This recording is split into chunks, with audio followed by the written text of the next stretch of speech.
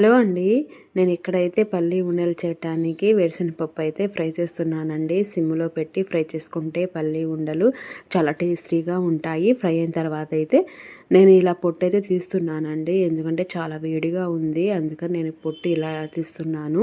వేడిగా ఉన్నప్పుడు ఇలా చేస్తే పొట్టు ఈజీగా వచ్చేస్తుందండి. చూడండి ఎలా ఉందో, ఒకసారి ఇలా ట్రై చేసి చూడండి. చాలా ఈజీగా అయితే అయిపోతుంది పని. 1 కప్పు బెల్లము, 1/2 గ్లాస్ నీళ్ళు అయితే వేసానండి పాకం కోసము.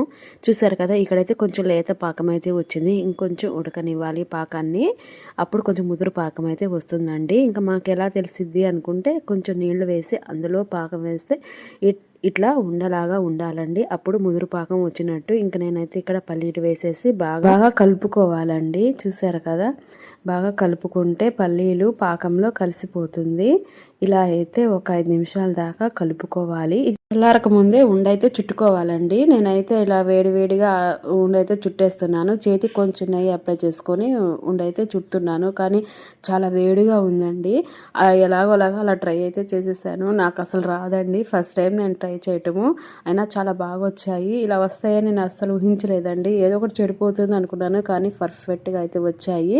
టేస్ట్ అయితే సూపర్గా ఉందండి.